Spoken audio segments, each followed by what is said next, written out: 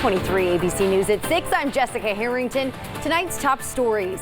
The nation and the community coming together to honor civil rights activist Dr. Martin Luther King Jr. A look at the local events held so far today, plus more on the march that's about to get underway in just a few moments.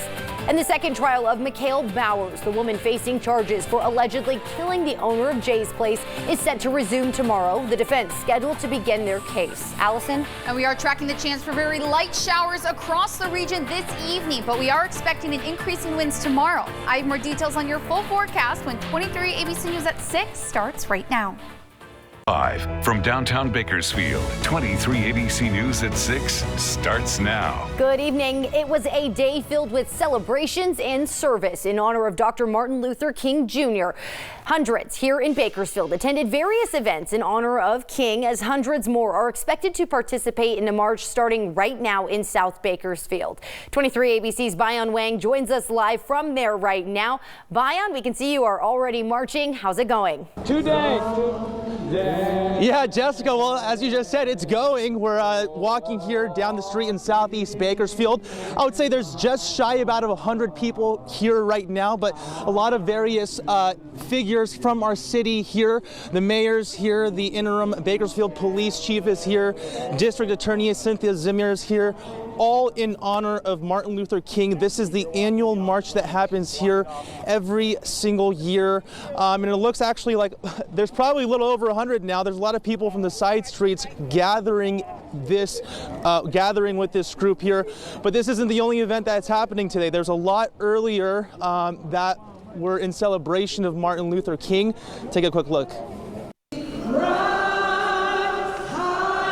Passionate harmonies filled the Martin Luther King Community Center as hundreds attended a breakfast in Dr. King's honor, recounting the influence he had on society. The significance is reminding us of the dream that Dr. Martin Luther King had, and we have to work hard every day to keep that dream alive. That dream influencing the masses. The most recipient groups were the youth, according to Alma Neely, a former teacher in Bakersfield who had a chance to meet King. I was a young person at that time, just starting out.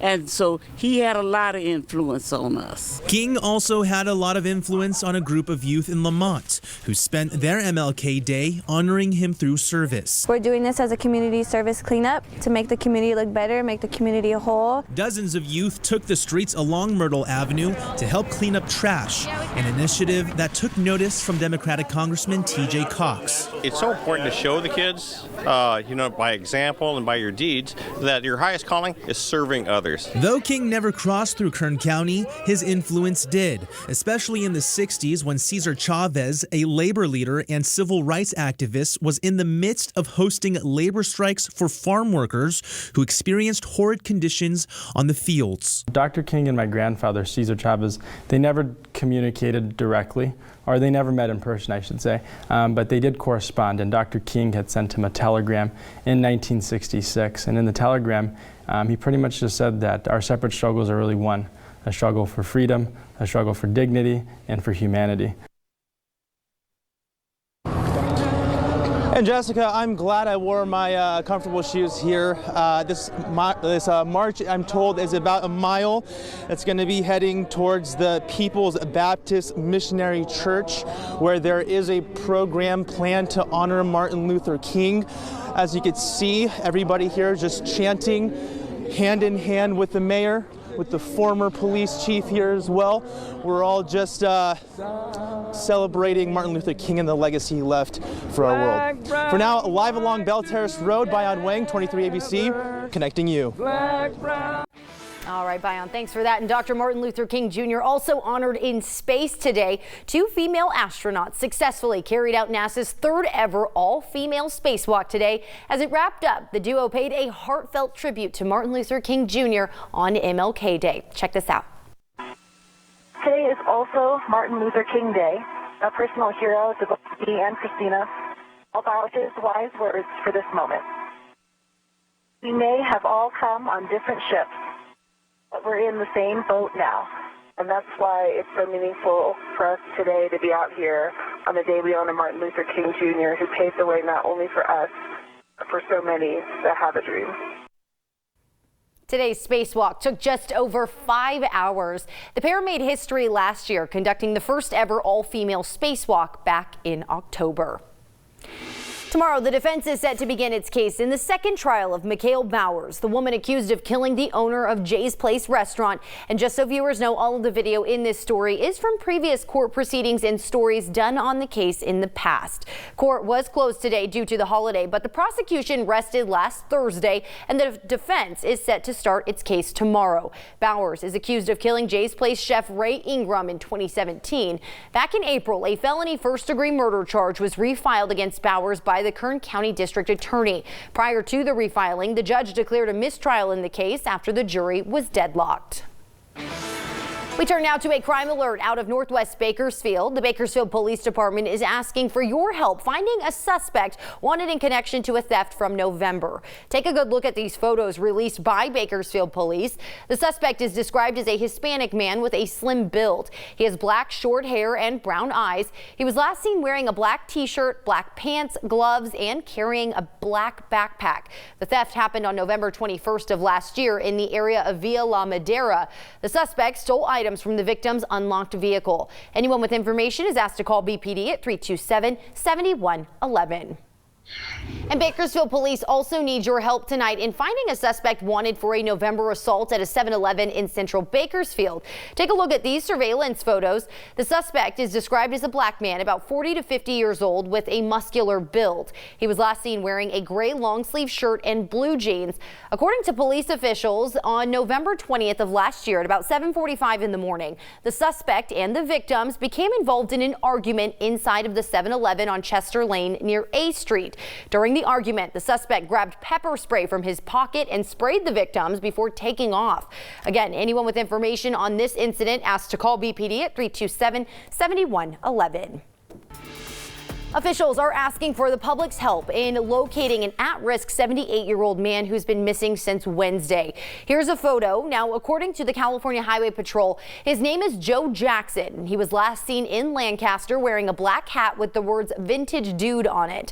Jackson is described as a white man, 5 feet 10 inches tall, weighing around 160 pounds. A silver alert has been issued in Los Angeles, Ventura, Kern, and San Bernardino counties.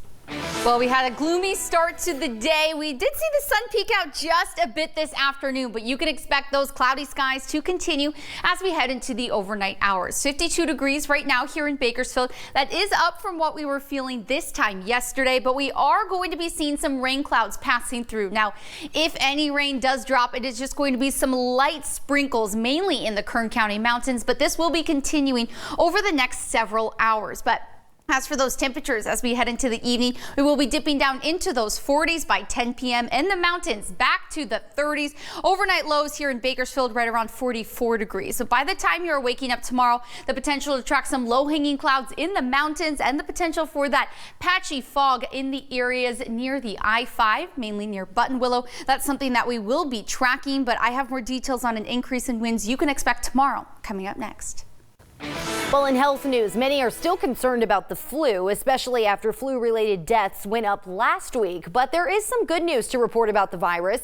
The CDC says overall flu activity is going down. For the second week in a row, there have been less doctor's visits for flu symptoms and fewer positive lab tests. The CDC also says the number of flu cases for this time of year is not considered high.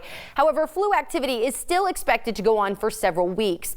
Official results have not yet been released on how effective this year's flu shot works.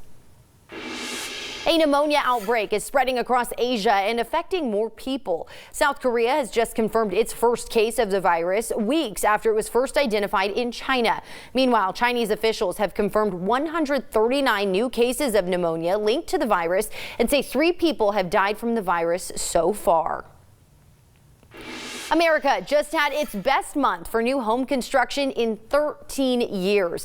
New home construction rose nearly 17% in December, soaring to a level not seen since before the financial crisis.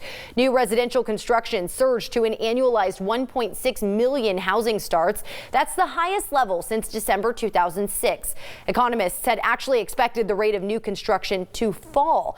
The construction boom is being helped by a healthy American economy, low inflation, and low mortgage rates. rates. Mortgage applications for new home purchases jumped 5% between November and December, but the boom may not increase well into 2020. Building permits actually fell by nearly 4% in December, which signals a slight downturn in the near future.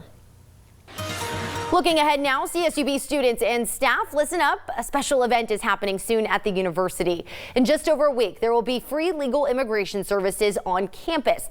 Attorneys and paralegals are available to provide legal consultations to immigrants, asylum seekers, and refugees. These on-campus services will be available for 2 days only in the Dreamers Resource Center on January 28th and 29th by appointment only. We have a link available right now on our website, turnto23.com, to make an appointment.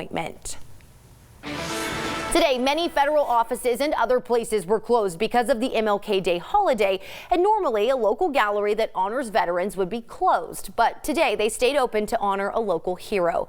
The Portrait of a Warrior Gallery stayed open today to honor Army Reserve Captain Brian Freeman. Today is the 13-year anniversary of Freeman's death. On January 20th, 2007, he was killed in Iraq along with 24 others on one of the deadliest days for the U.S. military. Gallery officials saying they felt like they needed to honor Freeman today and stay open despite the holiday. The idea for the gallery was first born in Texas some years ago when artist Ken Pregion was asked to paint a portrait of a fallen soldier. Then another family asked, and another. Now he's painted hundreds of portraits and was instrumental in developing the first Portrait of a Warrior Gallery. Bakersfield is home to the second ever Warrior Gallery. The gallery is located at 1925 I Street, and their hours are 10 a.m. to 5 p.m. Monday through Friday and Saturdays from 10 a.m. until 3 p.m.